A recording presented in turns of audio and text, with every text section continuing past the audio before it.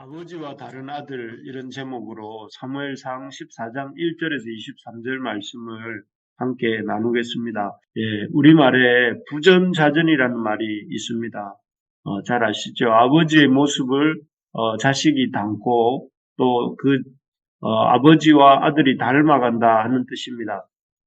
그렇습니다. 아버지가 가르쳐 준 적도 없는데 자식은 아버지의 언어 습관, 또 아버지의 옷차림, 아버지의 말하는 방식, 이런 것들을 참 아버지를 닮아가는 것을 우리의 아이들에게서도 이렇게 보지요.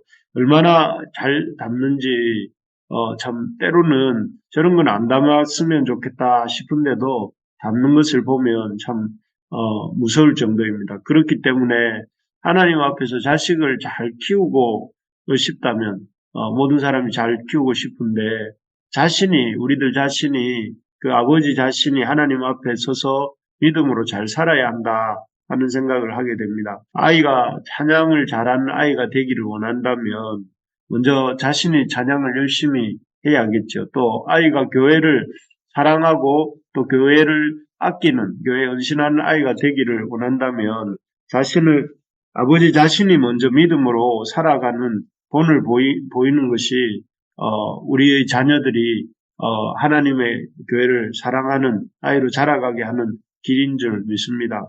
그런데 일반적으로는 이런 부전자전 이런 말이 맞는데 오늘 모든 자식이 그렇게 이렇게 부전자전이라는 말에 이렇게 부합되는 것은 아닌 것 같습니다. 예외 없는 규칙은 없는 것처럼 오늘 본문에 나오는 요나단이야말로 자기 아버지 사울의 모습과는 전혀 다른 이런 모습을 오늘 보여주는데요. 자기 아버지 사울은 하나님의 말씀을 가볍게 여기지 않았습니까? 그래서 자신의 급한 상황을 핑계대고 또 제사장이 아니면 드릴 수 없는 제사를 마치 자기가 제사장인 것처럼 드리는 일을 범하지 않습니까? 또 하나님께서 사무엘을 통해서 그렇게 이 제사장이 아니면서도 하나님을 기다리지 않고 하나님의 제사장을 기다리지 않고 제사를 드린 일에 대해서 지적을 할 때에 회개하기는커녕 어떻게 했습니까? 사무엘이 늦게 왔기 때문에 그렇다. 또 백성들이 이렇게 성화를 부려서 그렇다 하면서 그 잘못에 대해서 인정하지 않고 변명하고 또 나중에는 사무엘을 이렇게 자신의 잘못을 지적하는 사무엘 대신에 엘리 제사장의 후손, 언약궤를 빼앗기고 또 이렇게 대가 거의 끊어질 뻔했던 그 엘리 제사장의 아들들 홈리와 비느하스의 손자인 아이야를 제사장으로 이렇게 세워서 둡니다. 그래서 자신을 잘못을 지적하는 사무엘을 떠나보내고 자신의 비위를 잘 맞춰줄 수 있는 그런 제사장을 옆에 둔 것이죠. 이처럼 사울은 하나님의 말씀을 가볍게 여기고 또 상황 탓을 하고 또 사람 탓을 하면서 하나님의 말씀을 전해주는 사람도 싫어하고 또 하나님 말씀 듣기도 싫어했습니다. 그런 사람이 사울이었는데요. 그런 사울에 비해서 이런 사울의 아들이었던 요나단은 좀 많이 다릅니다. 그래서 그가 오늘 본문에 보면 사울과 다른 모습들이 몇 가지 나오는데 그 중에 첫째는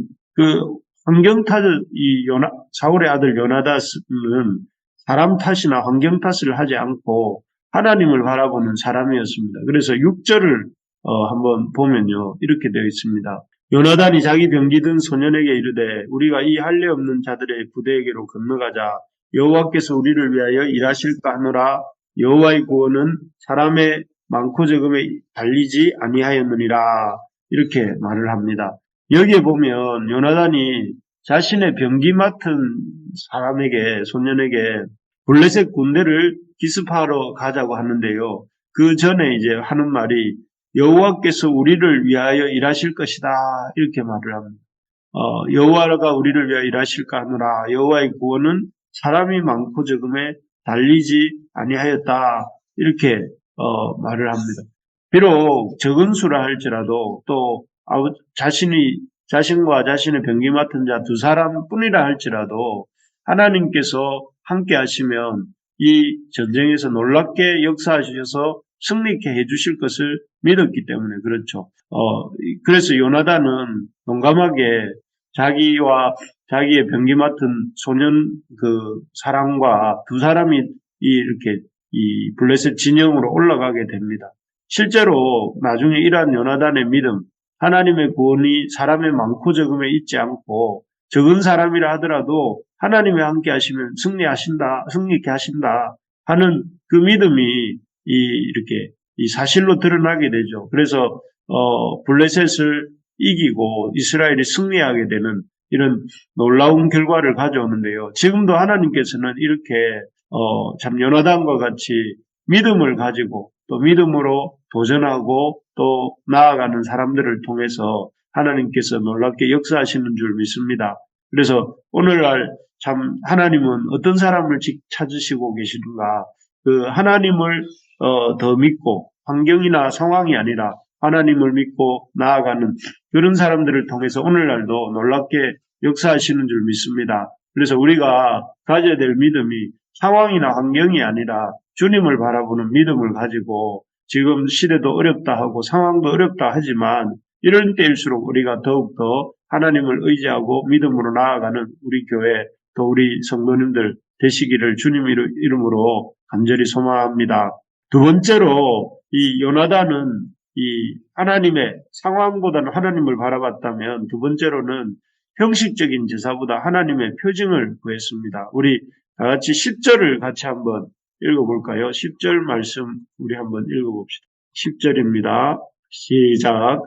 그들이 만일 말하기를 우리에게로 올라오라 하면 우리가 올라갈 것은 여호와께서 그들을 우리 손에 넘기셨음이니 이것이 우리의 표징이 되리라 하고, 여기 보면 요나단이 자신의 병기 맡은 자와 블레셋을 치기 전에 하나님의 확실한 표징을 구하는 모습이 나옵니다. 그 자신과 병기 맡은 자가 몸을 드러냈을 때에 그것을 보고 그 모습을 보고 블레셋 군인들이 올라오라 하면 그것을 하나님이 블레셋을 자신들에게 붙이셨다는 것을 이렇게 보여주는 승리의 표징으로 여기겠다 이렇게 말을 합니다. 그리고 실제로 이렇게 요나단과 그의 병기 맡은 사람이 이 몸을 드러냈을 때 12절에 보면 이 블레셋 군인들이 뭐라고 하는가 하면 요나단과 그 병기 맡은 자에게 올라오라고 이렇게 말을 합니다. 그렇게 말을 하고 할 때에 이것을 하나님이 주시는 신호로 받아들이고 요나단과 그의 병기 맡은 사람이 확신을 가지고 블레셋과 전투를 벌이게 됩니다. 그리고 그 결과는 아시는 것처럼 큰 승리가 하나님의 그런 도우심으로 말미암는 큰 승리를 얻게 되죠. 사실 요나단의 아버지 사울은 우리가 아는 것처럼 하나님의 표징에 대해서 별로 관심이 없었습니다. 그래서 형식적으로 하나님의 뜻을 구하는 척 하지요. 그래서 제사장 사무엘이 오지도 않았는데 자신이 제사장인 척하면 제사를 드립니다. 사실 하나님의 법대로 드리지 않는 제사는 하나님이 받지 않으신다는 것을 그도 알았을 것입니다. 하지만 그에게는 그 하나님의 받으시는 제사냐 아니냐가 중요한 것이 아니라 자기들이 이 전쟁을 하기 위해서 제사가 필요하기 때문에 제사를 하는 것이죠. 그렇기 때문에 제사장이 아닌 자기 자신이 제사를 드리는 것도 별 문제의식을 느끼지 못했던 것입니다. 또 오늘 본문에도 보면 앞에서도 말씀드렸지만 이 제사장 아이야라는 엘리의 증손이었던 제사장이 아이야라는 사람이 그에게 사무엘이 떠난 후에 사울 옆에 제사장으로 있었는데요. 그에게 이 전투에 나아가야 되는지 묻지도 않습니다. 그래서 19절에 보면 그 제사장에게 뭐라고 말을 하냐면 제사장이 전쟁을 앞두고 뭔가를 제사를 드리려고 하니까 사울이 제사장에게 이르되 내 손을 거두라 이렇게 말을 하면서 제사 드리는 일도 이렇게 중지시키고 나아가는 이런 모습을 보게 됩니다.